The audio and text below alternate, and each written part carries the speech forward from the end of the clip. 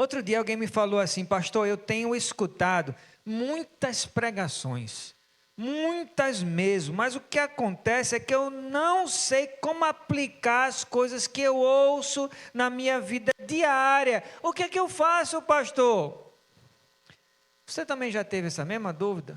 Você escuta, sai daqui, às vezes você chega em casa, bota uma pregação no YouTube, bota outra, mais outra, passa a semana toda assistindo pregação, seja no YouTube, no rádio, nos Reels do Instagram, mas você sente dificuldade de aplicar tudo isso que você tem ouvido na sua vida? Caso sim, como aplicar e conservar a palavra de Deus no coração? Esse é o tema da mensagem de Deus para mim e para você nesta noite. Eu quero convidar você para abrir a sua Bíblia comigo em Timóteo. Timóteo, carta de Paulo a Timóteo. A segunda carta, tá? No capítulo 1. Segunda carta de Paulo a Timóteo. Capítulo 1, verso 13. Só esse verso. A gente vai ler o verso na tradução Ara Almeida, revista atualizada. Vai aparecer aqui no telão. Se a sua é diferente, você preferir ler do telão, tudo bem, se não ler da sua, não importa que é NVI, NVT, ARC, tanto faz. Se você está com dificuldade de achar na sua Bíblia Timóteo, não tenha medo de ir no índice, não tem problema. Tenho certeza que a pergunta que Jesus não vai fazer no céu é: você memorizou onde ficava cada livro da Bíblia? Não, ele não vai lhe perguntar isso. Ele não vai lhe perguntar isso. Imagina aí, Jesus perdendo tempo com essa pergunta. Agora, o que ele vai lhe perguntar é: o que é que você fez com o que você leu? Essa pergunta ele vai fazer. Vai ou não vai? Vai, tá bom? Então se concentra nisso. E se nunca aprender a ordem, vai para o índice. Não tem problema nenhum. Isso é uma questão de memória. Há quem tenha memórias fabulosas, mas não vive nada além da memória. Isso faz a gente parecer um papagaio. Uma excelente memória e pouca vida faz você parecer um papagaio, não é? E esse não é o projeto de Deus para você não, que você fique parecendo só um papagaio. Quem achou diz amém? Amém. Até eu falei tanto que deu tempo, né? Todo mundo achar, eu acho. Então diz assim a palavra de Deus, escute aí com o seu coração: conserve o padrão. Sim, existe um padrão, sim. Com Deus a gente vai vivendo atabalhoadamente, não. Existe um padrão. Conserva o padrão das sãs palavras que de mim ouviste, com fé e com amor, que está em quem, gente? Em Cristo Jesus. Neste verso que a gente acabou de ler, Paulo pede a Timóteo, discípulo e filho dele na fé, que ele faça uma espécie de manutenção da verdade da palavra de Deus que Paulo confiou a ele. Mas como fazer isso? Como fazer essa manutenção? Vou dizer, primeira coisa que vai fazer, e esse é o nosso primeiro ponto, aparecer aqui no telão: aprenda a acessar a fé de Jesus que existe dentro de você. Repita comigo: aprenda a acessar a fé de Jesus que existe aonde? Dentro de você. Dentro de você. Veja que Paulo abre o verso tecendo dois elogios à palavra de Deus. Impressionante isso. Ele chama a palavra de Deus de padrão, não é isso? Veja aí o verso, mais uma vez. Ele chama de padrão e ele chama de quê? Padrão e outra coisa. Quem já achou? Quem já encontrou? Padrão e sã. Padrão e sã. Ele diz, conserva o padrão das sãs palavras. Essas duas coisas. Repita comigo: padrão e sã. Ela é ou não é padrão? E ela é ou não é sã? Amém ou não amém? A palavra que Paulo usa aqui no começo do nosso verso para padrão é hupotoposis, que em grego, traduzido do grego, quer dizer exemplo ou modelo. É como se Paulo estivesse dizendo, em outras palavras: Timóteo, as sãs palavras de Deus são um modelo de vida para o cristão. Quando você vai comprar um tênis Nike, como você sabe se a marca é verdadeira? Pergunta aí a pessoa ao seu lado, só de curiosidade: como é que você sabe? Porque hoje é tudo tão parecido. Nunca os fakes foram tão parecidos. A Shopee faz cada coisa impressionante. Então, como é que você sabe que Nike é verdadeiro? Quem me ajuda aí? Quem me ajuda? Quem sabe? Quem nunca é enganado? Não tem como ser enganado entre o Nike falso e o verdadeiro. Quem sabe? Levanta a mão aí, estou curioso. Quem sabe? Jailson, você sabe identificar? Nenhum fake lhe engana, não. A imitação lhe engana na Nike? Nunca foi enganado? Como é que você sabe? Já foi, né? A duração. Interessante, a duração. Quem tem outra dica? Como é que a gente sabe? Pode falar, o preço, né? O preço é uma boa evidência aí.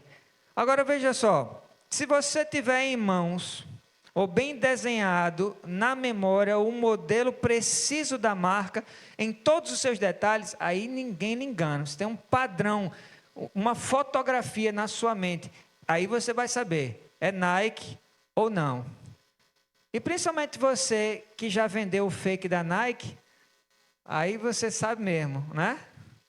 Eu sei que tem gente aqui que já mais uma vida bem para trás. Agora mais não vende mais não. Agora está convertido.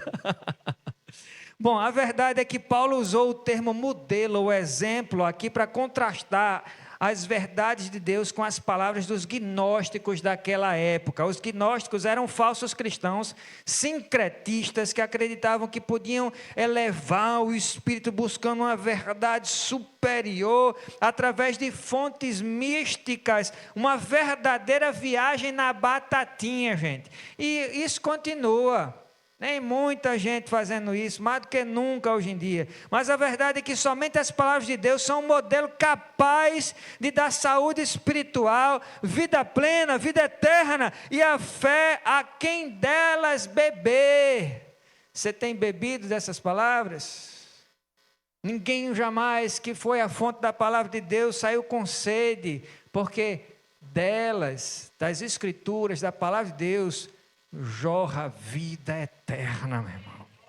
Mas existe um detalhe importante por trás do nosso verso aqui, além de apresentar as palavras de Deus como exemplo de vida para o cristão, o próprio Paulo está se colocando como exemplo vivo para a transmissão do exemplo escrito, quando ele diz assim, palavras que de mim ouviste, ou palavras que eu tenho falado a você também com meu exemplo.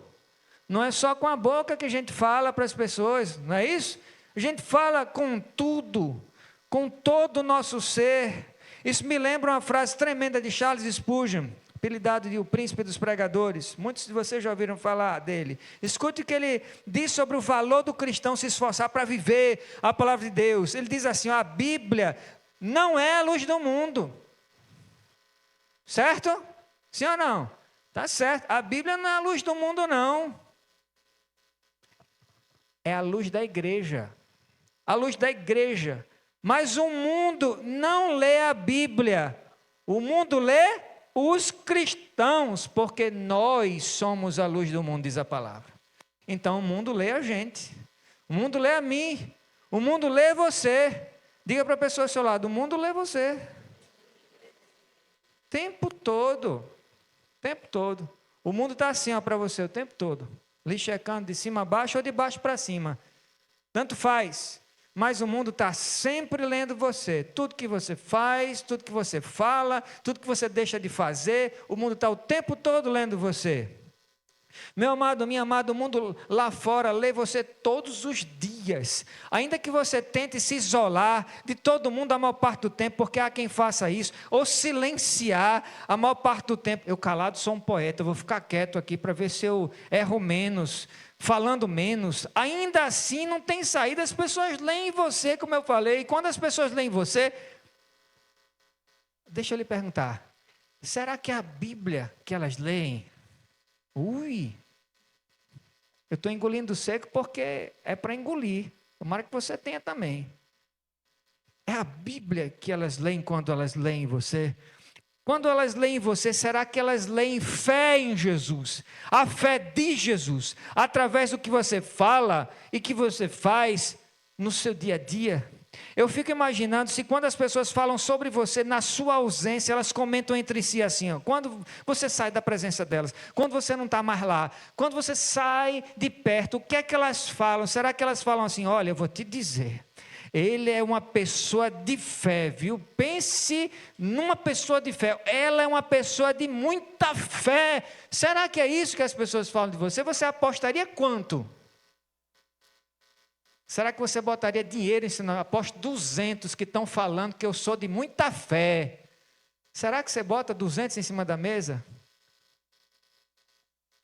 Ou melhor, uma pessoa de fé em Deus, porque a fé de uma pessoa deve ser teocêntrica.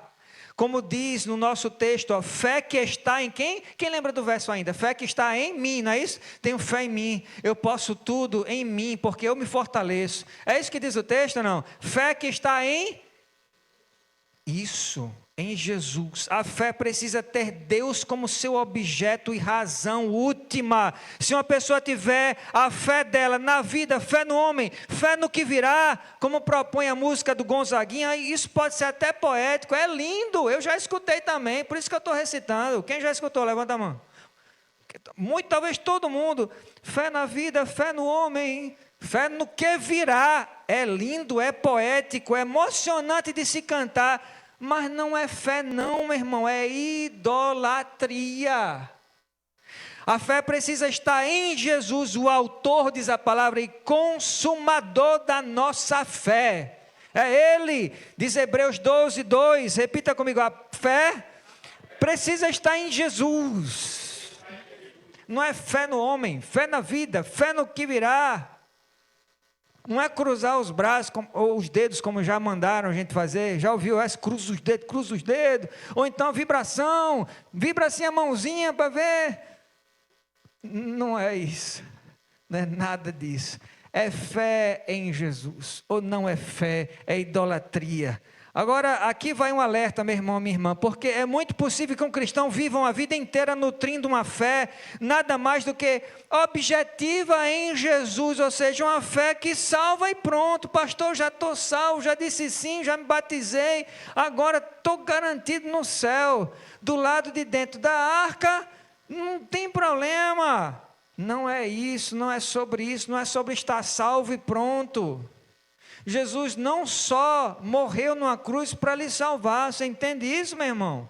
Ele tem muito mais para você, ele prometeu para você vida e vida em derrota, foi isso que ele disse? Não, ele disse, eu vim para que vocês tenham vida e vão para o céu, acabou, fica com o braço cruzado, sentado, esperando morrer. Ele não falou isso, ele disse, eu vim para que vocês tenham vida e vida em abundância.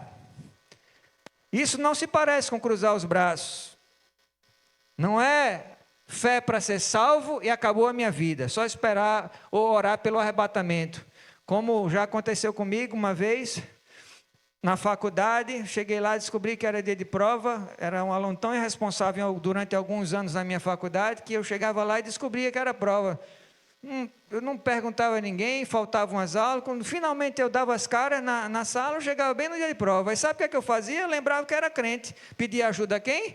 Quem pode muito. Senhor, Senhor é meu ajudador.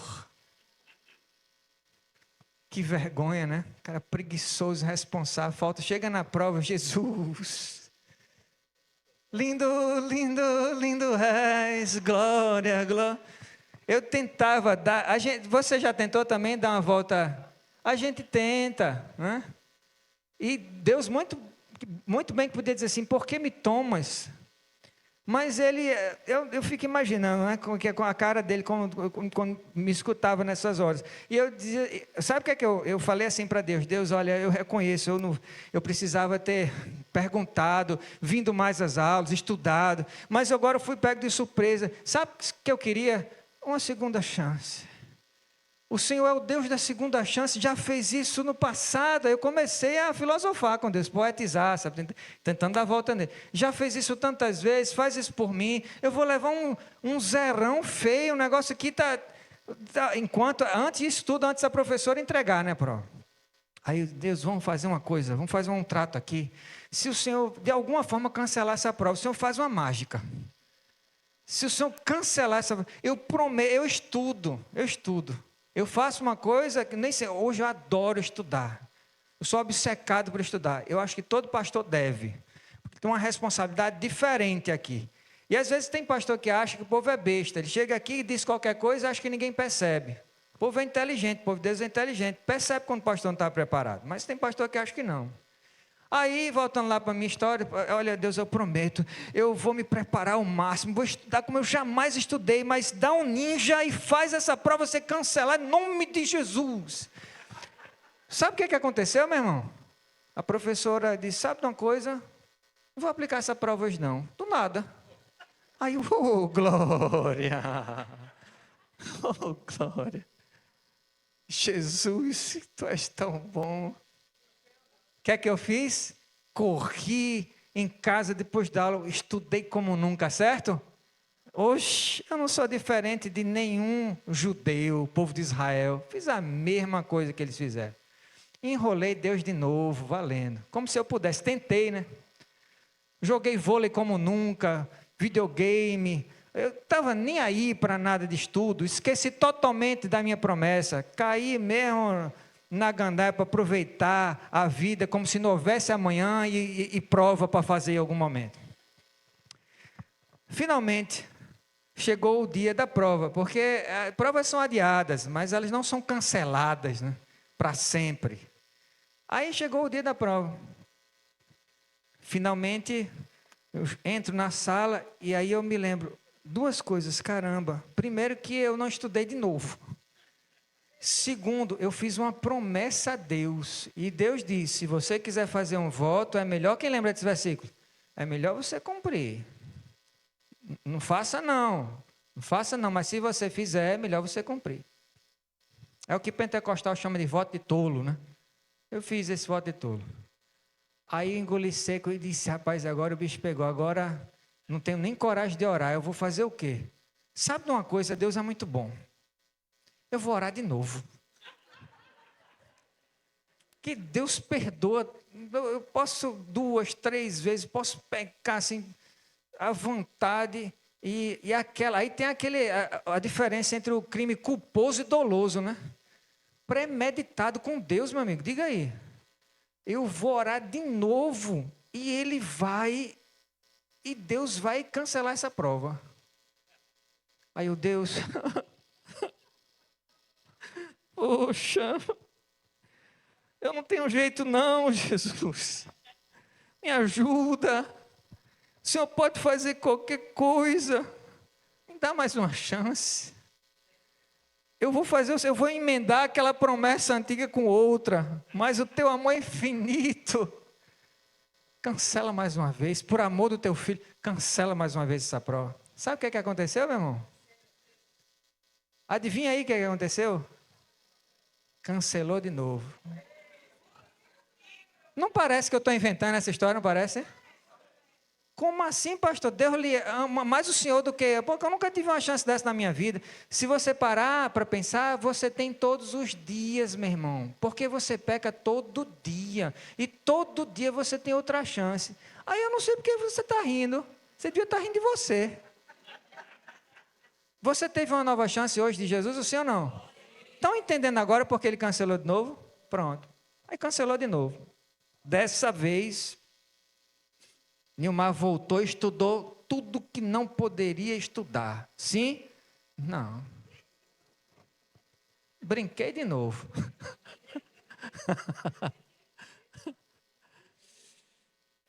Aí finalmente chegou o dia aí da prova. Como eu disse, ela pode ser adiada tantas vezes quanto você orar. E Deus quiser, mas um dia você vai ter que fazer essa bendita prova, sim ou não? Nesse dia, na terceira vez, um cara de pau, assim, cara lisa, de madeira do Nilmar, foi orar de novo. Deus. E aí, o que aconteceu dessa vez? Eu tive que fazer a prova. E me dei mal totalmente. Então eu paguei o velho e o novo e mereci. Então a gente adia, mas chega o momento, não dá para a gente se esconder o tempo todo, não dá. Não dá. Meu irmão, tem cristão que passa a vida inteira agarrado exclusivamente à fé objetiva, à fé salvífica em Jesus e nunca descobre o segredo de acessar também a fé nele, a fé que dá a certeza das coisas que se esperam, ainda que os olhos não vejam. A certeza que não vai ceder às tentações, a certeza de que as coisas vão dar certo no fim. Não é só sobre estar salvo, cruza os braços e deixa Deus fazer as minhas provas. Deus vai pegar na minha mão e é como se eu fosse um médium, o Espírito Santo me possui e eu fecho os olhos e Ele vai guiando a minha mão na prova. Não é assim não. Eu tenho que acessar essa fé, eu tenho que agir. E é para além da salvação. Não dá para ninguém cruzar os braços e ficar sem estudar, ou sem, no meu caso, ou sem fazer aquilo que você sabe que você tem que fazer. A certeza, essa certeza que a gente precisa ter, e não é somente na nossa fé para a salvação. É preocupante ver que hoje em dia está chovendo cristãos com a única certeza. Veja se não é assim. A certeza das próprias dúvidas. Eu só sei de uma coisa, que eu duvido de um bocado de coisa. É assim de gente, desse jeito nesse dia, duvida, a única certeza que tem é das próprias dúvidas, justamente daquilo que eles deveriam se dar o direito de duvidar, eles não duvidam das próprias dúvidas. Mas não é isso que acontece, pasmem. Algumas das falas mais comuns de hoje em dia são algo do tipo aqui, eu vou dizer e você vai concordar comigo. Por exemplo, eu ando meio desmotivado, sabe? Sem muita vontade de ler a Bíblia ou de orar. Será que eu sou escolhido de Deus mesmo? Uma pessoa que não tem vontade quase nunca de ler a Bíblia nem de orar, será que eu sou escolhido? Ou então outra frase muito comum: não adianta eu continuar lutando contra o pecado, não adianta mais, eu não consigo tomar esse meu mau hábito, eu não consigo, não importa o que eu faça, é melhor eu desistir logo.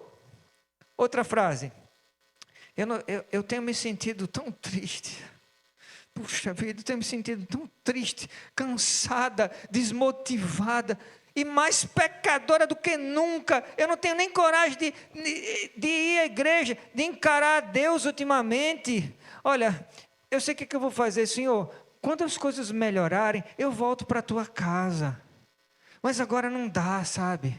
Ou então outra frase: para ser sincero, eu não tenho certeza se Deus vai me ouvir.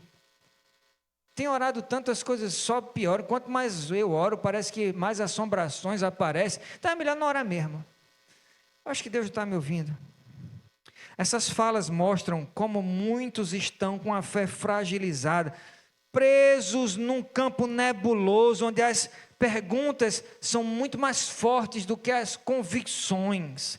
Só que a Bíblia nunca pediu que a gente tivesse uma fé perfeita. Não é isso que a Bíblia pede. Ela chama a gente a ter fé num Salvador perfeito, meu irmão. Ele é que é perfeito, não é a sua fé que é perfeita. A boa notícia é que Jesus não se assusta com as nossas dúvidas sinceras, não, mas também não deixa a gente estacionar nelas. Quando o autor aos Hebreus diz que Ele é o autor da nossa fé, Jesus, isso quer dizer que foi Ele quem acendeu a chama da fé no nosso coração, e Ele também é o consumador, o que significa que Ele vai manter essa chama acesa até o fim, mesmo quando o vento da insegurança bater forte. Talvez o vento da insegurança está batendo forte em alguns corações, mas é Ele que mantém essa chama acesa. Em tempos de incertezas, meu amado, minha amada, a nossa âncora não é uma explicação. Você que está procurando explicações, volta e meia eu também procuro, eu sou igualzinho a você. Mas a nossa âncora não é uma explicação, mas é uma pessoa, e essa pessoa tem nome, o nome dele é Jesus, meu irmão. O nome dele é Jesus, Jesus, Jesus, Jesus, Jesus. Eu tenho certeza que você repetiu o nome dele 10 vezes, você já se sente um pouco diferente. Não é possível. Um crente de verdade não consegue pronunciar esse nome do mesmo jeito que alguém do mundo fala. Faça a experiência.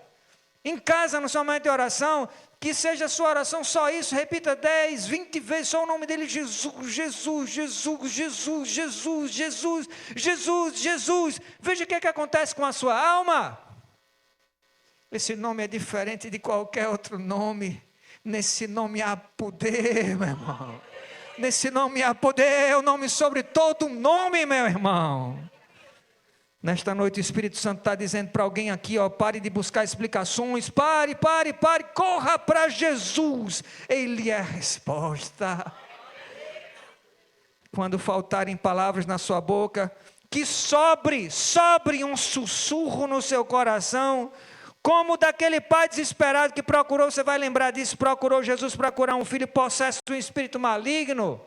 Você já teve um filho possuído? Você às vezes pensa que seu filho está possuído de raiva, possuído de responsabilidade, ele está possuído de um espírito maligno. Às vezes não, é só a carne mesmo. Mas esse pai aqui estava procurando Jesus porque o filho dele estava possuído por demônios. Em Marcos 9, 24, sem saber mais o que dizer, esse pai angustiado, ele fala para Jesus assim, ó, Senhor, eu creio, mas me ajuda na minha incredulidade. Quem lembra disso?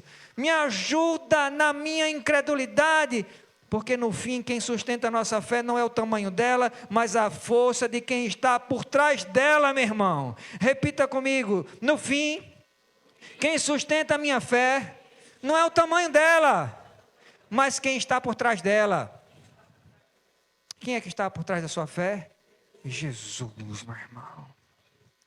O fato é que, infelizmente, muitos cristãos geralmente decidem o que eles vão fazer baseado no que eles veem primeiro. Vamos analisar o terreno, vamos ver o que é que eu estou vendo. Eu também sou ocupado na mesma coisa, eu sou muito analítico, eu estou pregando para mim aqui. Aí é que mora o problema, porque com Deus, como eu já falei aqui nesse púlpito mais de uma vez, não é ver para crer, é crer e para ver depois.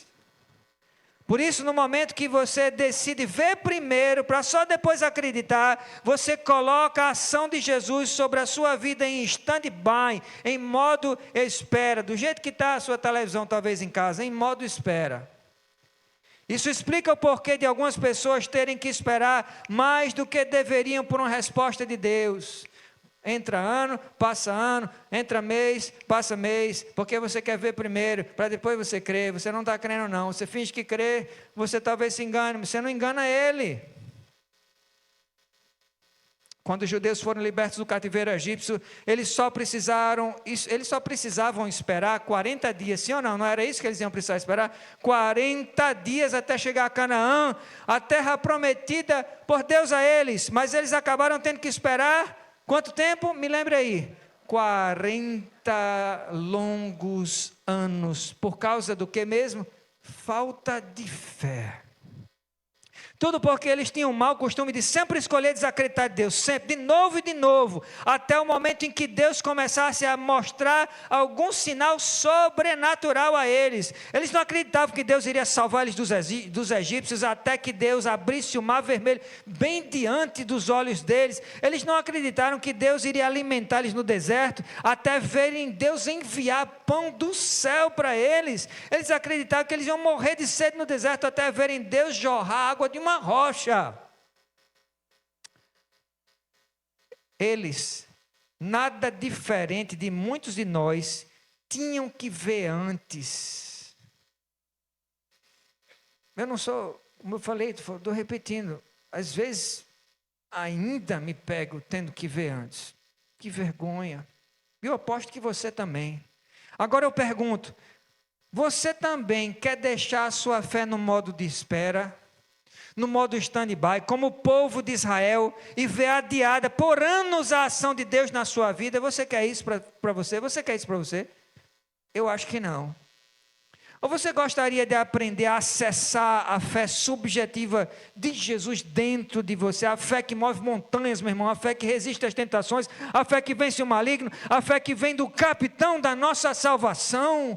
Paulo mostra como você pode acessar esse tipo de fé, sabia? Em Efésios 6,16, ouça o que ele diz. Veja aí, Efésios 6,16, só precisa ouvir se você não quiser abrir. Diz assim, ó, embraçando sempre, quanto tempo? Sempre. É feito entrar no banheiro com o quê? Ele diz, com escudo. Se é sempre, é tomando banho, é pulando na piscina com escudo, é dormindo com escudo, é sempre, é o tempo inteiro. Embraçando sempre. Quem já dormiu aqui com urso de pelúcia quando era pequeno, dormiu com urso de pelúcia? Pronto, é mais ou menos o sentimento, você só troca o objeto. Já jogou o urso fora, mas você pegou o escudo? O seu escudo da fé está com você o tempo todo? É o que ele diz aqui, embraçando sempre o seu escudo da fé, com o qual podereis apagar todos os dardos inflamados do maligno. Pastor, volta e meia, um dardo me atinge. Provavelmente porque você fez o quê com o escudo? Você jogou ele longe, você deixou ele deitado, ele não está com você. Mas se ele estiver sempre com você, quantos dardos pegam você?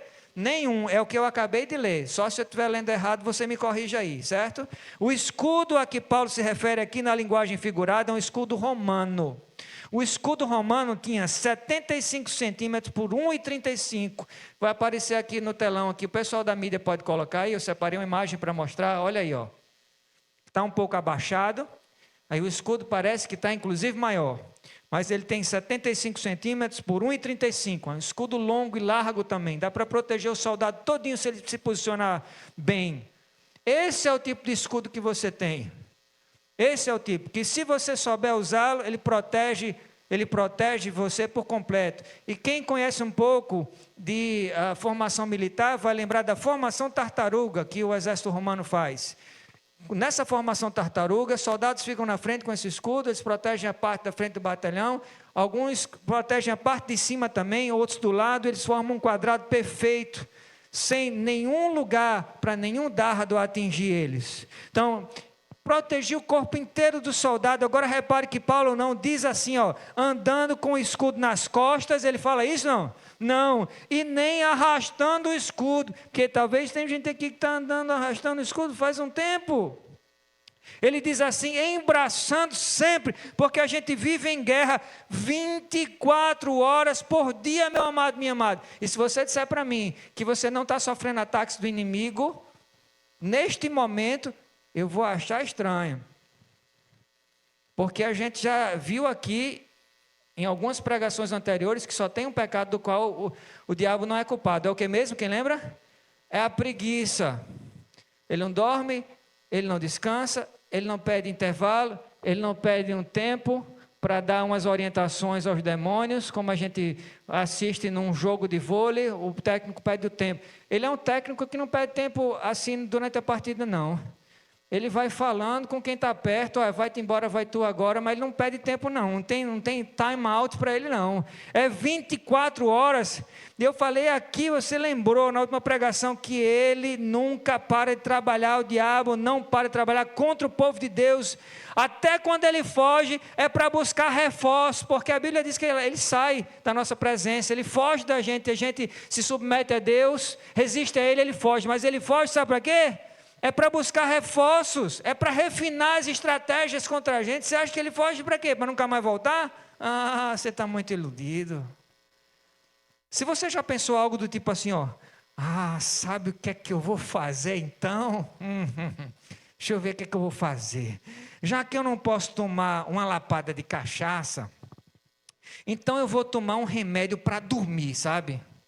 Porque se eu dormir, eu esqueço meus problemas. Não consigo resolver nada, falo com um, falo com o outro, já tentei tudo que é estratégia, orei, fiz jejum, nada está dando certo, eu vou dormir, que eu esqueço, então eu tomo um remédio e vou dormir. Eu já pensei assim também. Se você pensou isso, eu também já pensei. Como eu disse, eu não sou diferente de você não.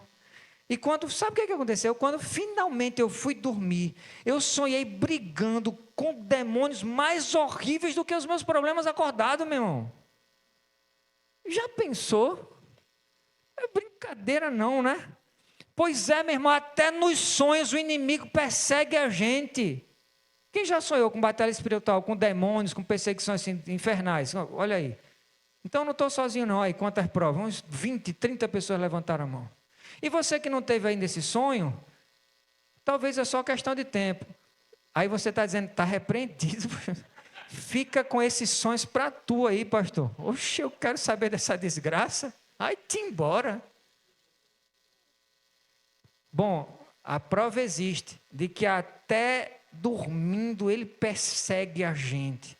Nessas horas, o jeito, olha só, é cantar com verdade o trecho do nosso hino nacional. Tem parte do hino que eu acho que a gente só deveria cantar para Jesus. Como esse trecho aqui, ó. Mas se ergues da justiça a clava forte, verás que um filho teu não foge à luta.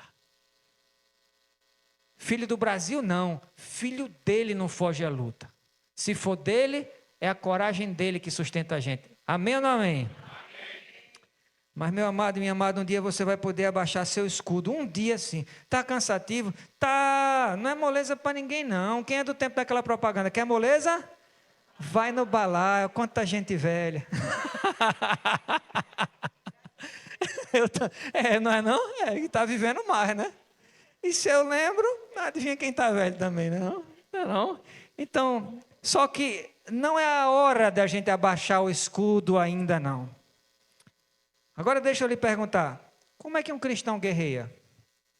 Pergunte aí a pessoa ao seu lado, como é que um cristão guerreia? Escuta aí o que é que ela diz.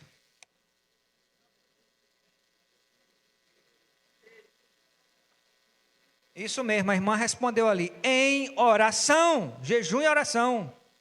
Então, acessar sua fé subjetiva em Jesus, ou embraçar o escudo da fé, é em oração declarar a Deus de todo coração que você acredita em cada uma das promessas que Ele fez a você, na palavra dEle, e vão se cumprir todas elas. Responda só na sua cabeça agora. Nas suas orações, que frases você tem repetido com mais frequência? Nas suas orações, que frases você tem repetido com mais frequência? Porque isso diz de você, diz da sua caminhada, da sua pegada, do seu ritmo com Deus, da sua verdade com Deus. Por exemplo, você tem repetido assim, eu não aguento mais Jesus, não aguento mais Jesus, não aguento mais Jesus. Ou você tem dito assim, tudo posso naquele que me fortalece. O que é que parece mais com a sua oração? Eu não aguento mais, não aguento mais, não aguento, não aguento mais, não aguento mais, não aguento mais. Tudo posso naquele... Eu não estou dizendo que quando você diz tudo posso, a sua vida está toda, tudo é mil maravilhas, céu de brigadeiro, você está andando num caminho ladrilhado de flores. Eu não estou falando isso. Estou falando que ainda que o bicho esteja pegando, você está falando tudo posso naquele que me fortalece? Ou será que a sua oração parece que não tem jeito, não tem jeito, não tem jeito, não tem jeito? Ou a sua oração é algo mais parecido com eu confio que Deus tem um plano. Não estou vendo nada, mas eu estou crendo. Será que se parece assim? Ou então, eu não mereço essa situação horrível que eu estou enfrentando, que vida injusta, todo mundo injusto comigo. É assim que se parece a sua oração? Ou será que é assim, eu sei que todas as coisas cooperam para o meu bem? Eu sei. Ou então, será que parece assim sua oração? Deus está difícil demais, continuar acreditando, eu não confio, eu não consigo confiar mais, está muito difícil. Ou será que sua oração parece com isso? Eu creio que o Senhor é fiel para cumprir o que Ele prometeu na minha vida. Deixa eu dizer uma coisa para você, em qualquer momento da sua vida, em que uma sombra de dúvida começar a se formar assim na sua mente, simplesmente experimente repetir várias vezes em oração, faça isso, eu faço isso, forçando a minha natureza, tentando domar a minha carne, repita isso, veja o que é que acontece, você repete a frase de Jó. Quem que na terra sofreu mais do que Jó? Jesus, né? Agora me diga outro. Sabe o que é que ele disse nessas horas de dor? Ele disse assim, eu sei que o meu Redentor vive, eu sei que o meu Redentor vive, eu sei que o meu Redentor vive, e que no fim ele se levantará. Qual foi a última vez que você orou assim, meu irmão? Faça isso até que você acredite no que você está dizendo. Mas pastor, eu estou falando, mas meu coração está enganado, eu estou mentindo, eu sou mentiroso, não tem problema. Ore profeticamente até você acreditar. A oração não é um processo de cura? Sim, então você vai orando. No começo você vai, da carne. Às vezes se sentir ou ser hipócrita de fato, ou mentiroso. Mas repita até você acreditar. Palavras inspiram a disposição do coração. Repita comigo, palavras inspiram a disposição do coração. As palavras têm poder, meu irmão. Tem gente que matou alguém por causa de uma palavra dura, ou devolveu a vida de alguém por causa de uma palavra abençoada. As palavras inspiram, as palavras de Deus agigantam a nossa fé. Eu estou aqui desafiando a você, não falar qualquer coisa, não chegar com um pensamento positivo, não é isso, é declarar as palavras de Deus. Imagine comigo agora, 2 judeus, vamos imaginar só, 2 judeus, de nome Yosef e Boris. dois nomes claramente judeus, tá? Yosef e Boris. No dia anterior à primeira Páscoa, os dois têm uma pequena discussão na terra de Gósen, no Egito. E Boris pergunta a Yosef, pergunta assim, acompanha aí. A imaginação, a história imaginária, mas que muito bem poderia ter acontecido, inclusive desse jeito. Boris pergunta a Yosef, cara, você também está preocupado com o que vai acontecer hoje? Eu estou muito preocupado, você também está preocupado? Daí Yosef responde, bom, Deus disse pela boca de Moisés o que vai acontecer. A gente não precisa ficar preocupado, cara. Você sacrificou o cordeiro e passou o sangue do cordeiro nos umbrais das portas, como Deus mandou. Lembram dessa orientação? Você fez isso? Você já fez isso? Você está preparado para a refeição de Páscoa com a sua família? Daí Boris fala assim, Boris responde assim, é claro que eu fiz isso, cara. É claro que eu fiz isso. Você acha que eu estou doido? Eu fiz isso. Eu não sou idiota. Mas vendo as coisas que tinham acontecido recentemente, pragas de moscas, rios se transformando em sangue, isso é horrível, cara, isso é horrível. E agora existe essa ameaça de morte aos primogênitos. Para você está tudo bem, para você pode estar tudo bem, você tem 3 filhos, cara, eu só tenho um filho, morreu, perco todo mundo. Eu amo meu Boris Júnior, sabe? Eu amo meu Boris Júnior. E o anjo da morte vai passar nesta noite. Eu sei o que Deus disse. E eu coloquei o sangue do cordeiro nos umbrais da porta. Mas isso é muito assustador, cara. Muito mesmo. Eu só vou ficar em paz quando tudo isso acabar. Yosef responde, que venha a noite. Eu confio no meu Deus. Naquela noite, você lembra o que é que aconteceu, né? A prova veio, não foi adiada, não. A prova veio e foi a mais dura de todas. Naquela noite, o anjo da morte assolou toda a terra de Gósen. Qual desses dois perderam o primogênito? Yosef ou Boris? O que tinha fé mais capenga ou o que tinha mais fé? Quem foi que perdeu o primogênito? Quem? Nenhum. A resposta é clara, nenhum. Nenhum. Porque a morte não passaria pela frecha da porta deles baseado na intensidade ou no nível da clareza da fé deles. Nada a ver. Foi com base no sangue do Cordeiro, meu irmão. Esse é o padrão. Quem está comigo diz amém. Amém. Entendem o padrão? Esse é o padrão. Sangue do Cordeiro. Meu irmão, minha irmã, isso que desvia o mal contra você, o sangue de Jesus.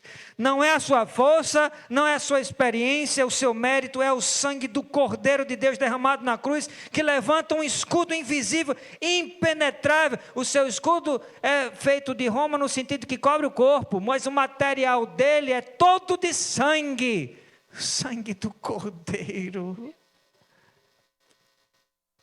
O sangue de Jesus é minha defesa contra todo o mal e a sua também, diante das acusações, dos ataques espirituais, das ameaças invisíveis. É esse sangue que clama mais alto do que qualquer condenação. Na cruz, o Cordeiro de Deus conquistou minha vitória, meu irmão. O que parecia derrota era, na verdade, a maior virada da história. Na cruz, Jesus não foi vencido. Ele venceu por mim e venceu por você. O sangue derramado por Jesus é nossa proteção todos os dias, de novo e de novo. E quando houver prova,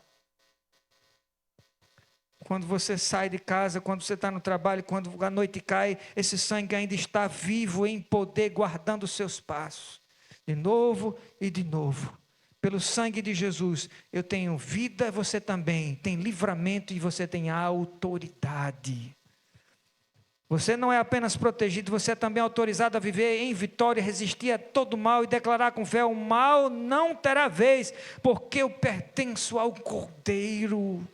Meu amado, minha amada, pelo sangue do Cordeiro, mantenha o seu escudo levantado, o seu escudo da fé é aspergido no sangue de Jesus, ou melhor, ele é todo de sangue. Por isso, com seu escudo levantado, você vai poder apagar todos os dados inflamados do inimigo contra você. Se você quiser mesmo aplicar e conservar a palavra de Deus no coração, a segunda coisa que Paulo diz que você precisa fazer, e esse é o nosso segundo ponto, é: surpreenda a todos com o amor de Jesus que existe dentro de você. Repita comigo: surpreenda a todos com o amor de Jesus que existe dentro de você, sem olhar quem? Todo mundo. Na última parte do nosso verso base, olha aí, Paulo diz assim, a última parte do verso, Paulo diz: com o amor que está em Jesus. Na versão bíblica ARC, talvez seja a sua versão, ao meio da revista corrigida, diz, você vai ver aí a palavra caridade, não é isso? Tem assim na sua Bíblia? Quem tem escrito aí caridade, no lugar de amor, na RC tem escrito caridade. Isso porque as palavras amor e caridade são intercambiáveis na Bíblia. É mesmo, pastor? Eu nunca sabia disso. Pois é, amor e caridade são palavras sinônimas. Agora é importante que você nunca confunda caridade com generosidade. Não é a mesma coisa não, pastor? Não, não é.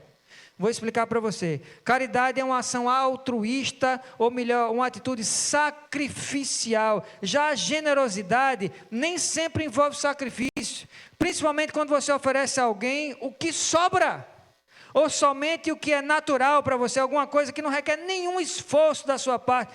Isso não é amor, porque amor verdadeiro nunca é previsível. Repita comigo: amor verdadeiro nunca é previsível, requer sacrifício. Lucas 21 narra que certa vez Jesus estava no templo observando algumas pessoas. Tipo como a gente faz, às vezes, quando a gente chega na nave, você tem esse costume, você chega, você se senta, aí você olha ao redor para ver o que está acontecendo. Você tem esse costume na igreja? Pronto, Jesus estava fazendo isso. Ele estava observando algumas pessoas, e entre essas pessoas ele viu alguns ricos despejarem sacos de moedas nas caixas de ofertas do templo. É um risco dizer que não somente Jesus assistiu àquela cena, como também todo mundo em volta, porque as dezenas de moedas iam caindo dentro da caixa, criando um efeito tipo cachoeiras da Foz do Iguaçu, e fazendo tanto barulho que não tinha ninguém que não ouvisse. Tim, tim, tim, tim, tim. Tim, todo mundo escutava. Era dinheiro de mar caindo. E o pessoal gostava de fazer aquele barulhão todo, para parecer o quê? Muito generoso, né? Não tinha quem não pudesse deixar de assistir aquele verdadeiro show de generosidade. A intenção daquele barulho todo era chamar a atenção para o doador, que queria dizer com o gesto o quê? Ele queria dizer assim: olhem, vejam todos, contemplem o quanto que eu sou generoso. Era essa a intenção. Mas Jesus viu também uma viúva, lembram disso? Uma viuvinha pobre, ofertar 2 moedas. Tim, tim. Acabou a oferta. Que contraste. Tim, tim. Qual chamou mais a atenção de Jesus? Hã? Como é que um negócio desse chama a atenção de Jesus? Isso não chama a atenção de ninguém. Tim, tim. Até o barulho é irritante.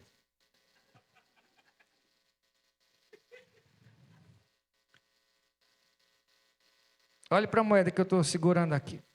Você acha que é de quanto? Quem disse mais rápido é porque tem muitas dessas.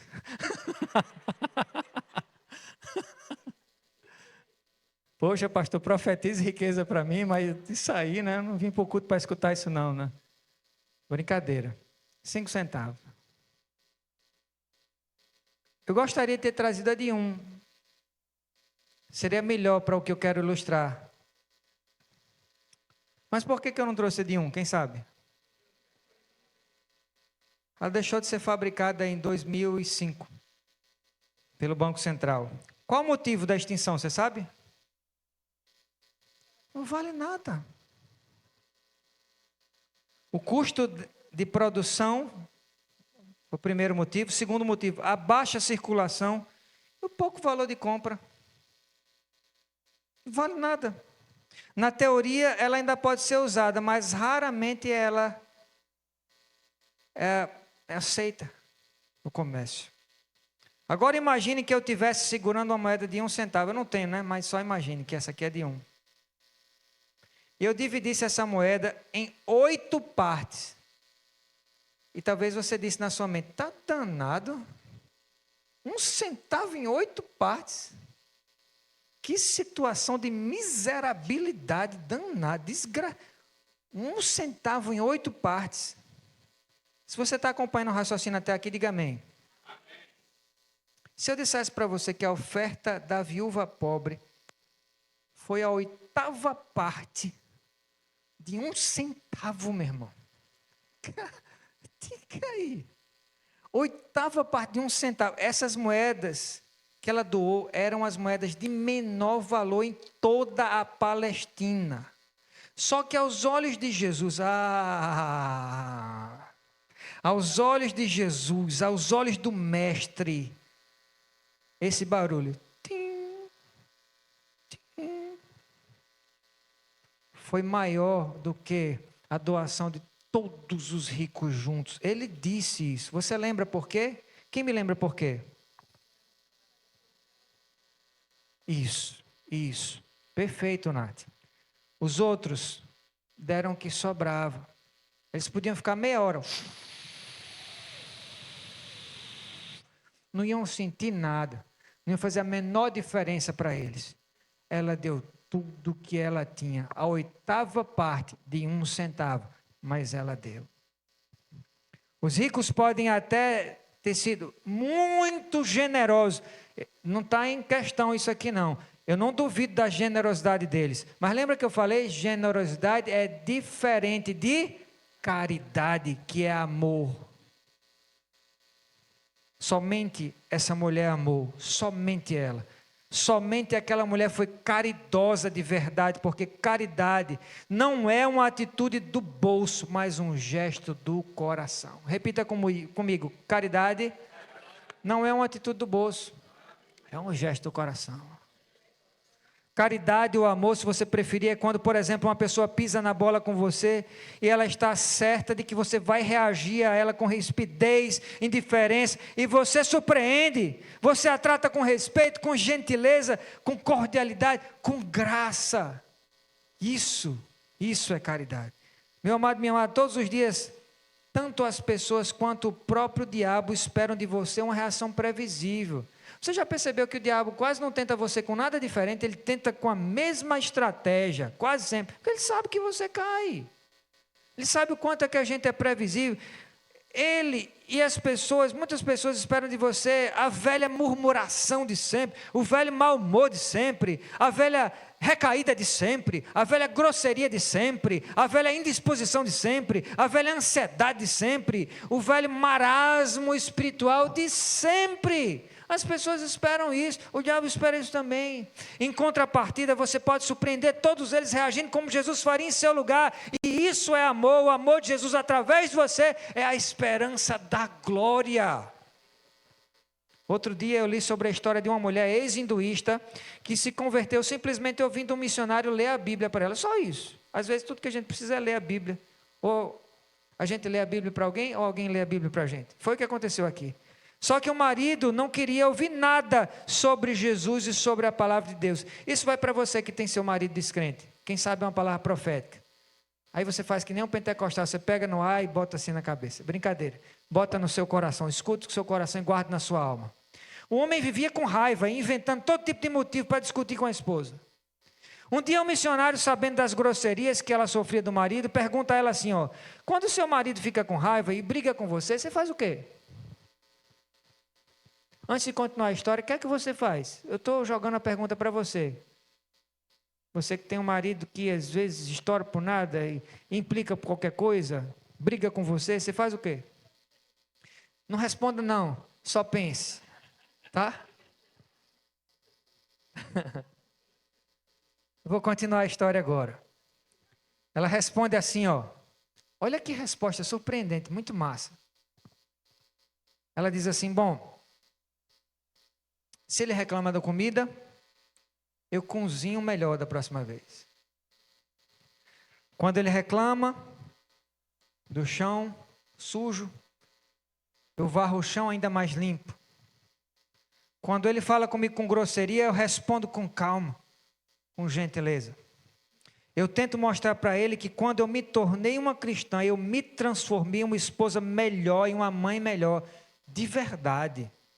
Não estou fingindo, não é mesquinho, é verdade. E eu tento mostrar para ele a minha verdade. Sabe qual foi a recompensa do amor surpreendente de Jesus através das atitudes dela com o marido? Vou dizer para você, o marido nunca quis escutar as palavras de Jesus pela boca do missionário. Nunca. Mas o marido não conseguiu resistir à pregação prática e surpreendente do amor de Jesus através das atitudes da esposa dele. Não precisou falar muito não, precisou mais ela fazer. Talvez está precisando, algumas pessoas aqui, fazer mais e falar um pouco menos. No fim, o marido confessa Jesus como Senhor. Glorificado seja o capitão da nossa salvação. É bem verdade que você foi chamado por Deus para compartilhar a sua fé com as pessoas, mas você sempre deve fazer isso com uma expressão de amor, como um desejo real de servir os outros, meu irmão. Um espírito altruísta de verdade é a prova de que você é habitado pelo Espírito Santo. Então comemore cada reação madura e inesperada que você tiver no seu dia a dia, agradecendo a Deus pela força que Ele dá para você, para surpreender as pessoas com o amor dEle. Assim você vai tanto aplicar a palavra de Deus na sua vida, como manter ela viva no seu coração também. Levante a sua mão se você quer ser conhecido por todas as pessoas como um discípulo de Jesus. Levante a sua mão, se sinceramente você quer ser, pronto. Então surpreenda com o amor de Jesus a todos que você puder, em todos os momentos que você puder, onde você puder, do jeito que você puder, enquanto você puder. O tempo urge, o cronômetro está correndo, Jesus está às portas, você crê? Sim ou não? Ele está voltando. E tem mais, você está envelhecendo. Todos nós. Até quem não entendeu aquela piada, quer moleza, vai no balaio. O pessoal da geração Z não entendeu não, a Alfa também não entendeu não. Mas vai chegar um tempo que eles vão entender. Todo mundo envelhece. Chega para todo mundo. Que tal começar surpreendendo a sua esposa, o seu marido, ou alguém da sua família, ainda esta noite, quando você chegar em casa? Você pode. Que tal surpreender um colega de trabalho da escola amanhã? Que tal ser visto por todo mundo, até por um desconhecido, como um canal do amor surpreendente de Jesus? Quando você ama com o amor de Jesus, você surpreende todo mundo, porque as pessoas olham para você e elas veem quem? Quem é que elas veem? Elas veem Jesus. Eu quero fechar a nossa mensagem com uma história baseada em um relato real, muito emocionante e inspiradora, contado pelo renomado sociólogo, pastor e escritor americano Tony Campolo. Certa vez, Tony estava em Honolulu para uma conferência. O fuso horário bagunçou o relógio biológico dele, e às 3 da manhã, com o estômago já roncando, e tão acordado quanto uma coruja, ele sai à procura de alguma coisa para comer. Levanta a mão se você já teve fome de madrugada também. Eita! Ainda bem que tem um espaço gourmet depois do... Todo mundo está... Vocês estão com cara que estão com fome já, então, olha, que maravilha. 3 da manhã, e ele procurando alguma coisa para comer. Daí ele encontra uma pequena lanchonete iluminada, com um cheiro de gordura velha e esperança esquecida. Use a sua imaginação para tentar pensar em como é que é um lugar assim. Ele se senta, pede uma rosquinha e um café morno. Combinação legal, né? Rosquinha, café morninho. Logo os sinos da porta tilintam. Tim, tim. E 3 prostitutas entram. As 3 entram rindo. Kkkkkk, as 3. Com maquiagem borrada pelo suor da madrugada. Uma delas diz assim: amanhã é meu aniversário, eu vou fazer 39 anos.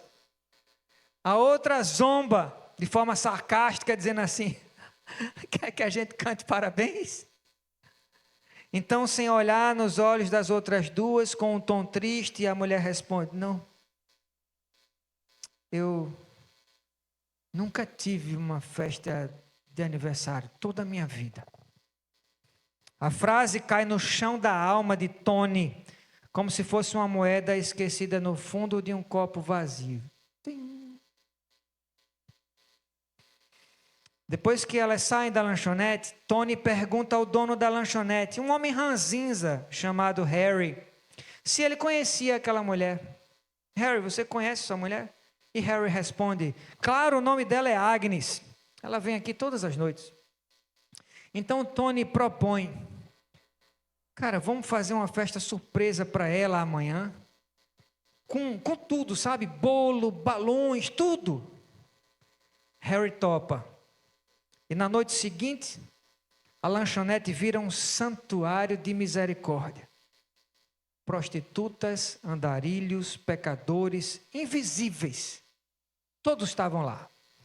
Às 3h em ponto, quando Agnes entra, todos gritam em um coral, feliz aniversário, Agnes! Agnes congela. Como se o tempo tivesse parado. Ela começa a tremer incontrolavelmente, depois ela começa a chorar copiosamente, depois soluçar, como uma criança esquecida que de repente foi lembrada. Ela não conseguia nem sequer cortar o bolo, tão emocionada que ela estava. Quando finalmente consegue falar, ela diz com a voz quebrada, como se fosse um vidro sobre os pés de um anjo. Ela diz, eu nunca tive um bolo antes, nunca. Depois da festa, Tony faz uma oração. Uma oração doce, como se fosse um incenso, como um gesto de esperança, ou perfume da graça. Ele ora por Agnes, pela vida dela, por um novo começo, pelo toque de fé de Jesus no coração dela. Harry, o dono da lanchonete, você lembra dele? Desconfiado, ranzinza como sempre, pergunta a Tony, ei, você é pastor? E Tony responde, sim, eu sou. Harry, sem acreditar, diz, mentira que você é pastor. Se você fosse pastor, eu nunca imaginei que houvesse igrejas que fazem festas para prostitutas às 3h da madrugada. Redobre sua atenção para ouvir a resposta de Tony.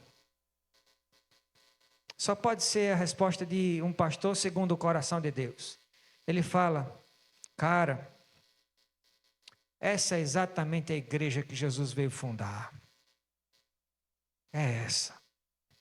Essa história, meu irmão, não é apenas sobre uma prostituta e um bolo. Não tem nada a ver.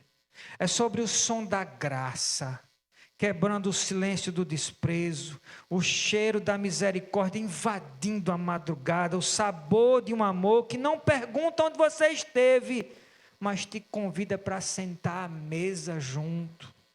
Agnes não chorou por causa do bolo, não foi isso. Ela chorou porque pela primeira vez na vida alguém enxergou ela como Deus sempre viu.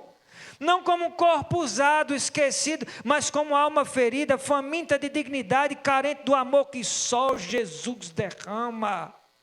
Se a nossa igreja, escute isso, aqui eu fecho nossa mensagem.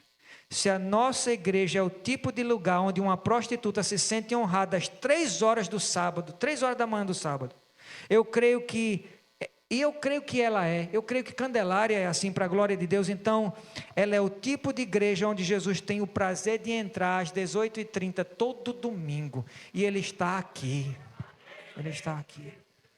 Nossa igreja é assim, ou não é? É. Por que ela é assim? Porque você é parte disso que acontece.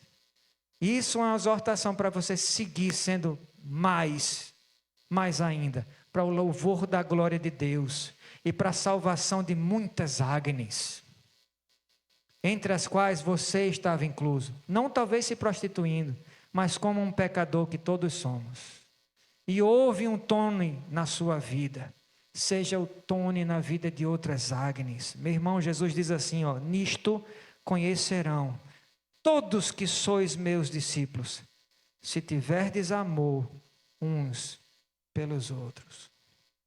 Eu quero me arriscar dizendo assim, você que tem sido amoroso como o Tony, ouça uma prévia do que você vai ouvir lá no céu. Parabéns, servo bom e fiel.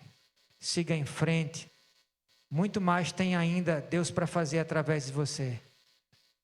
Existem outras Agnes. E você é um escolhido, como disse Shirley. Você é uma Esther, você é um Tony. Deus quer usar você. É desse jeito que você aplica a palavra de Deus.